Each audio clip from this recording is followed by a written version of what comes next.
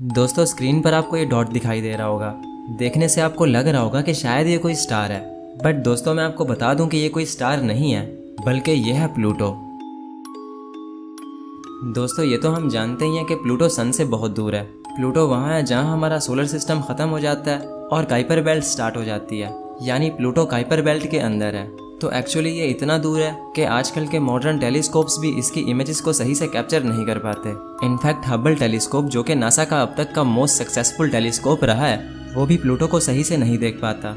Hubble telescope को 1990 में launch किया गया था और फिर 1994 में उसने प्लूटो की कुछ ऐसी इमेजेस ली।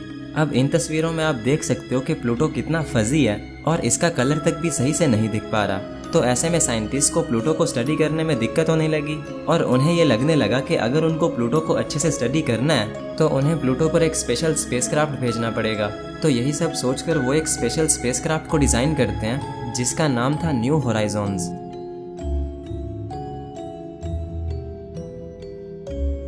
दोस्तों लास्ट टाइम मैंने प्लूटो पर एक वीडियो बनाया था जिसमें हमने प्लूटो के बारे में डिटेल से डिस्कस किया था। उस वीडियो में हमने जाना था कि प्लूटो कैसे डिस्कवर हुआ और प्लूटो को प्लैनेट्स की लिस्ट से आखिर क्यों हटाया गया। खैर प्लूटो के बारे में तो हमने बहुत कुछ डिस्कस कर ही लिया था, लेकिन एक चीज़ जो मैंने उस वीडियो में नहीं बताई थी वो थी प्लूटो तक पहुंचने की कहानी, यानी कैसे न्यू होराइजन्स को बनाया गया और कैसे उसे प्लूटो तक भेजा गया। दोस्तों न्यू होराइजन्स अब तक का इकलौता ऐसा स्पेसक्राफ्ट है जो कि प्लूटो पर गया। न्यू होराइजन्स को जनवरी 2006 में लॉन्च किया गया था, जो कि प्लूटो पर जुलाई 2015 में पहुंचा, यानी उसको प्लूटो तक पहुंचने में पूरे 9 साल लगे थे। और अपने इस 9 साल के लंबे सफ़र में उसने क्या देखा और उसके साथ क्या हुआ, यही है हमारी आज की इस वीडियो का टॉपिक, जो कि हमारी प्लूटो सीरीज़ का पार्ट 2 है। तो हमेशा की तरह ये वीडियो भी काफ़ी इंटरेस्टिंग होगा, इसीलिए इसको एंड तक देखते रहना। मैं हूं अब्दुल हन्नान और आप देख रहे हैं आपका अपना चैनल इन्फो फैमिली। दोस्तों वीडियो स्टार्ट करने से पहले मैं आपको एक इंटरेस्टिंग बात बताता हूँ। दोस्तों जैसे कि हम जानते हैं कि प्लूटो सभी प्लैनेट्स से ज़्यादा दूर है, तो यही वजह है कि प्लूटो का ऑर्बिट सबसे बड़ा है और इसको सन के गिर्द एक कंप्लीट चक्कर लगाने में सबसे ज़्यादा टाइम लगता है। दोस्तों प्लूटो अपना एक ऑर्बिट 248 सालों में कंप्लीट करता है और ये वाकई में बहुत लंबा पीरियड है। इसे मैं अगर आपको एक एग्जाम्पल से समझाऊँ तो कुछ यूँ होगा कि प्लूटो जिस जगह पर आज मौजूद है तो ये सेम उसी जगह पर लास्ट टाइम 248 साल पहले था। यानी जैसे अभी 2000 का टाइम चल रहा है, तो अगर हम 248 साल पीछे जाएं तो वो टाइम 1700 का था और ये वो टाइम था जब कोई भी टेक्नोलॉजी नहीं थी। उस टाइम ना तो कोई कैमरा था, ना फ़ोन था और इवन के उस टाइम कोई बल्ब तक भी नहीं था। लोग उस टाइम लालटेन लेकर घुमा करते थे।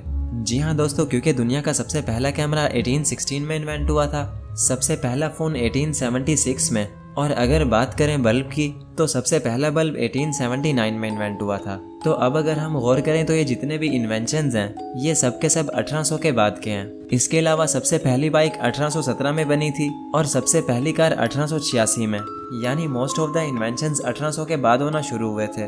तो इसका मतलब प्लूटो जिस जगह पर आज है तो लास्ट टाइम ये सेम उसी जगह पर तब था जब कोई भी टेक्नोलॉजी नहीं थी और लोग लालटेन लेकर घूमते थे।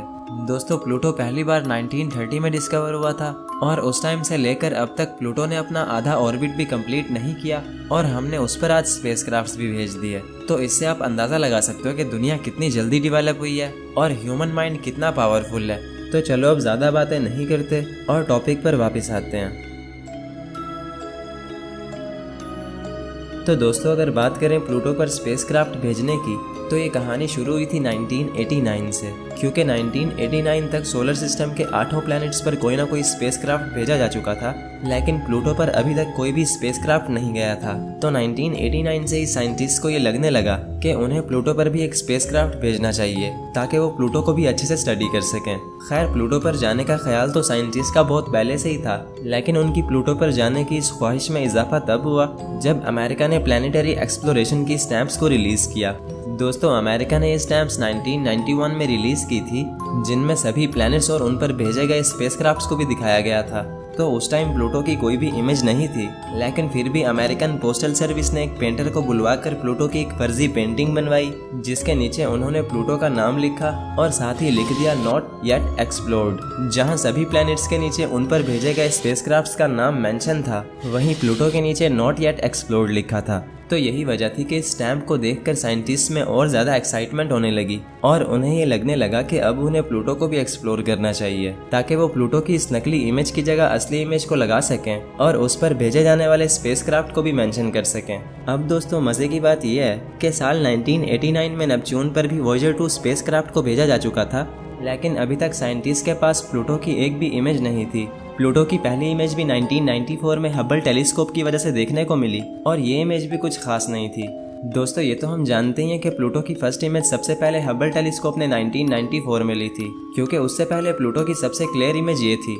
अब आप सोच रहे होंगे कि ये तो प्लूटो की इमेज है ही नहीं, ये तो स्टार्स की इमेज है। तो जी हाँ, ये स्टार्स की ही इमेज है, लेकिन इस इमेज के अंदर ये वाला स्टार प्लूटो है, बिकॉज प्लूटो इतना दूर है कि पहली बात हम इसे किसी नॉर्मल टेलीस्कोप से देख ही नहीं सकते। अगर हमें इसे देखना ही है तो उसके लिए हमें एक लार्ज अपर्चर टेलीस्कोप की जरूरत पड़ेगी, लेकिन उस लार्ज टेलीस्कोप से भी प्लूटो हमें सिर्फ एक स्टार की तरह ही दिखाई देगा, जिसे ढूंढ पाना बहुत ही मुश्किल होगा।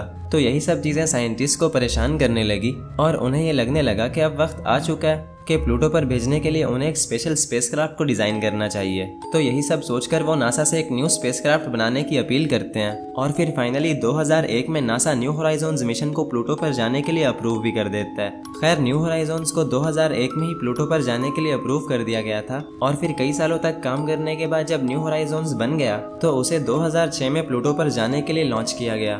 दोस्तों न्यू होराइजन्स को 19 जनवरी 2006 को लॉन्च किया गया और ये उस टाइम का सबसे फास्टेस्ट स्पेसक्राफ्ट था। इसकी स्पीड एक जेट लाइनर से भी 50 गुना ज्यादा थी और ये इतना फास्ट था कि इसने मून के ऑर्बिट को भी सिर्फ 9 घंटों में ही क्रॉस कर लिया था। डॉक्टर एलन स्टर्न जो कि इस मिशन को लीड कर रहे थे, उनका ये कहना था कि न्यू होराइजन्स वाकई में बहुत फास्ट था, क्योंकि जब वो छोटे थे तो चांद पर अपोलो मिशंस को जाने के लिए भी पूरे 3 दिन लगते थे, लेकिन वहीं न्यू होराइजन्स को सिर्फ 9 घंटे लगे, जो कि एक अमेजिंग स्पीड थी। खैर न्यू होराइजन सिर्फ 9 घंटों में ही मून के ऑर्बिट को क्रॉस कर लेता है और उसके ठीक 4 महीने बाद वो मार्स के ऑर्बिट को भी क्रॉस करके जुपिटर की तरफ निकल पड़ता है। दोस्तों जब वॉयेजर 2 स्पेसक्राफ्ट को लॉन्च किया गया था तो उसे नेपच्यून तक पहुंचने में पूरे 12 साल लगे थे, लेकिन वहीं अगर हम न्यू होराइजन्स को देखें तो न्यू होराइजन्स प्लूटो पर सिर्फ 9 साल में ही पहुंच गया था, जबकि प्लूटो तो नेपच्यून से भी ज्यादा दूर है। अब न्यू होराइजन्स प्लूटो पर इतनी जल्दी कैसे पहुंचा, इसके पीछे एक बहुत ही बड़ा रीजन था और वो रीजन और कुछ नहीं बल्कि जुपिटर था।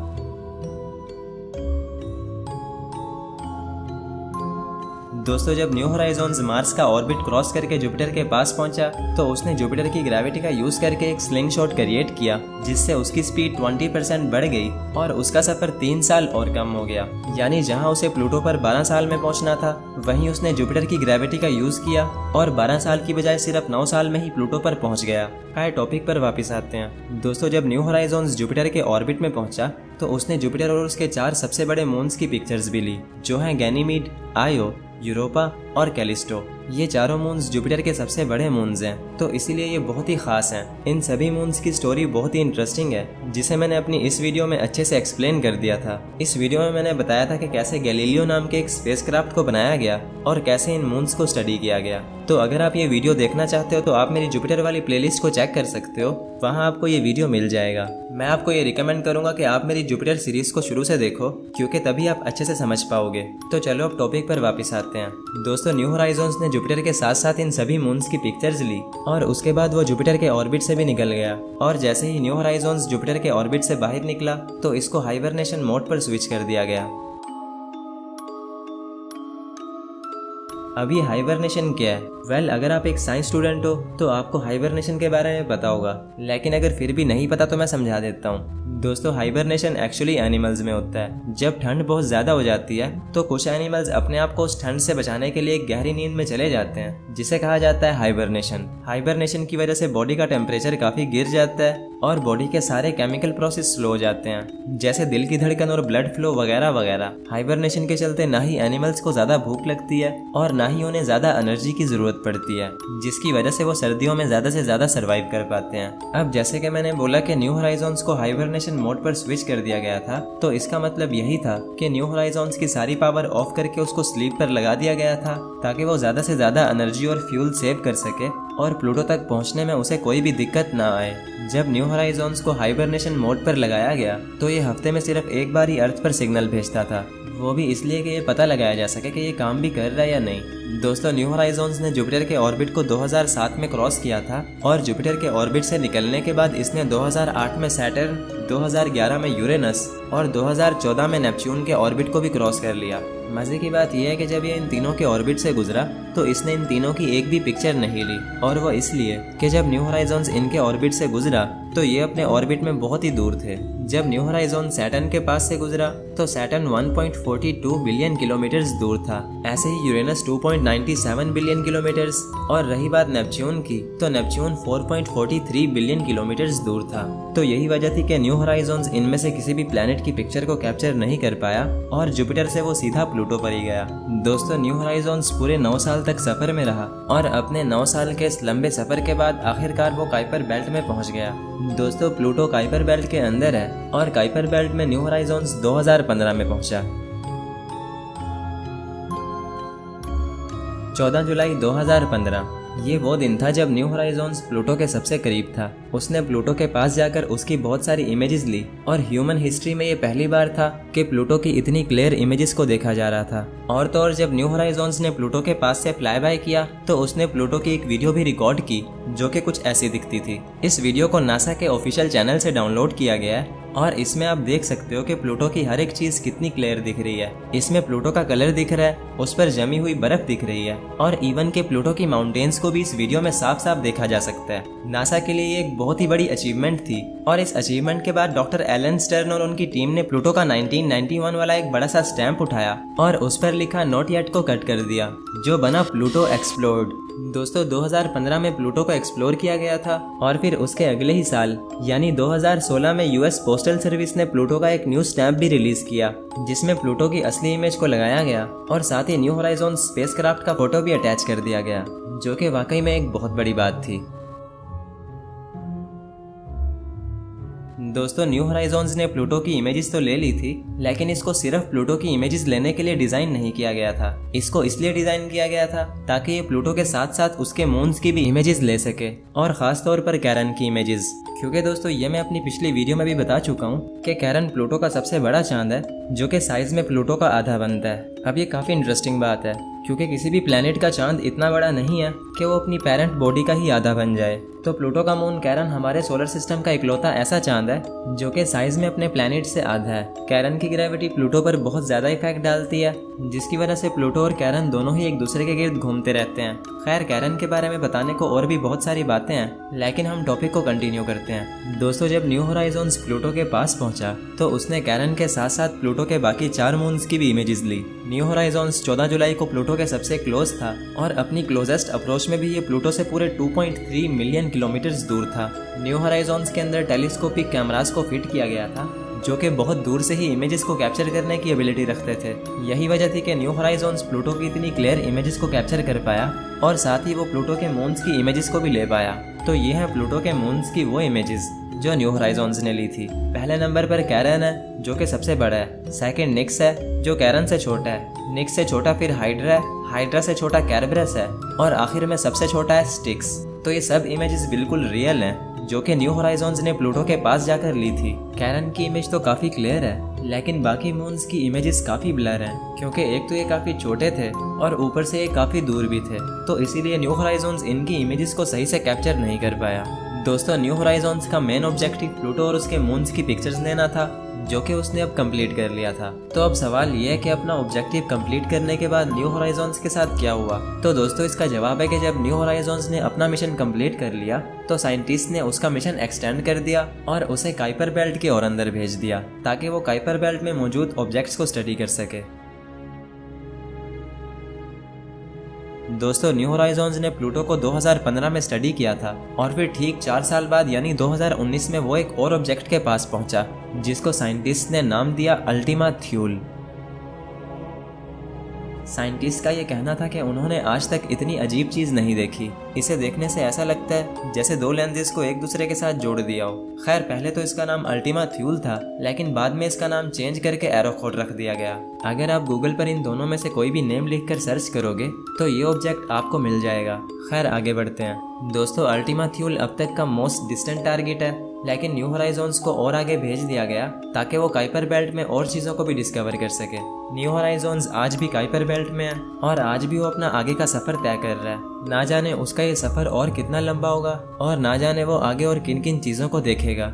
अब दोस्तों आपके मन में बहुत सारे सवाल आ रहे होंगे, जैसे न्यू होराइजन्स अगर काइपर बेल्ट में है तो उसे एनर्जी कहाँ से मिलती है, क्योंकि काइपर बेल्ट में तो सूरज की रोशनी भी नहीं पहुँच पाती। उसके अलावा काइपर बेल्ट में मौजूद चीज़ों के बीच क्या इतना डिस्टेंस है कि न्यू होराइजन्स को प्लूटो से एरोखोड तक जाने में पूरे 4 साल लग गए। तो आई थिंक मुझे इसके लिए एक अलग से वीडियो बनाना पड़ेगा, जो कि हमारी प्लूटो सीरीज का पार्ट 3 होगा। उस वीडियो में हम प्लूटो की कुछ बातें और जानेंगे और काइपर बेल्ट के बारे में डिटेल से डिस्कस करेंगे। तो अगर प्लूटो का पार्ट 3 आ चुका है तो वो आपको स्क्रीन पर दिख रहा होगा, और अगर वो अभी तक नहीं आया तो ऊपर लेफ्ट साइड पर आपको प्लूटो का पार्ट 1 दिख रहा होगा और राइट साइड पर जुपिटर का। चाहो तो इन्हें देख लो, नहीं तो नीचे किसी भी रैंडम वीडियो पर क्लिक कर लो। मैं मिलता हूँ आपसे किसी नेक्स्ट वीडियो में, तब तक के लिए अल्लाह हाफिज।